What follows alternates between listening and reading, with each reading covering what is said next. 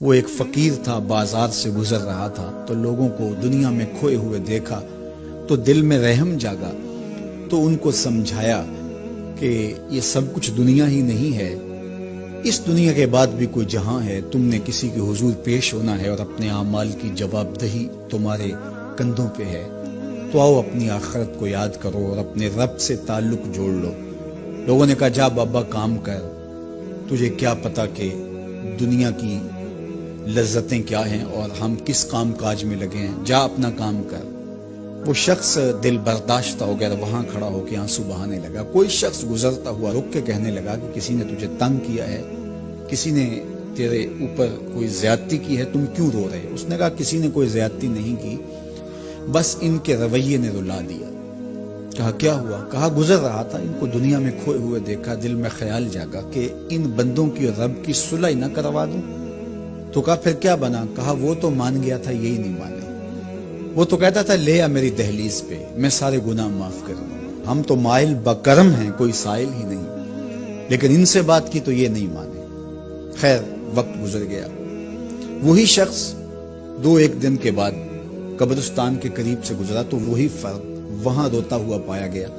تو اس نے پھر اپنی گاڑی، اپنی سواری روکی اور کہا بابا عجیب شخص ہے، بازاروں میں بھی روتا ہے، قبرستانوں میں بھی روتا ہے، آج کیا مسئلہ تجھے ہوا؟ کہا مسئلہ وہی میرا کل پرسوں والا ہے، بازار میں گیا تھا اور میرا خیال تھا کہ بندوں اور رب کی صلح کروا دوں، وہ تو مان گیا لیکن یہ نہیں مانے، مایوس ہو کے آج قبرستان والوں کے پاس آ گیا اور یہاں میرا خیال یہ ہوا ان کی اور اس کی صلح کروا دوں۔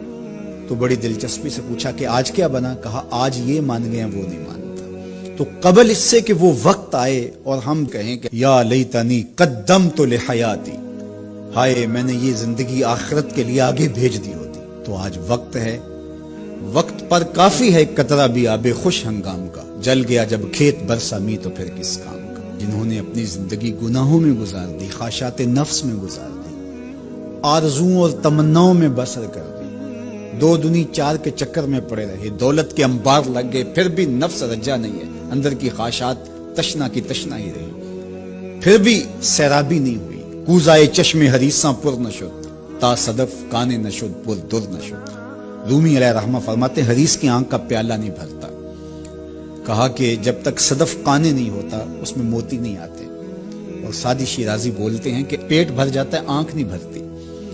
تو ساری زندگی حال من مزید کے نعرے لگاتے رہے، جتنا بھی میسر ہوا پھر آگے بڑھتے رہے، آگے بڑھتے رہے، کسی جگہ پہ بھی فل سٹاپ نہ آیا اور زندگی یوں گزرتی رہی، بسر ہوتی رہی اور اپنی زندگی برباد کر دی، حتی زرتم المقابر، یہاں تک کہ قبروں میں جا پہنچے۔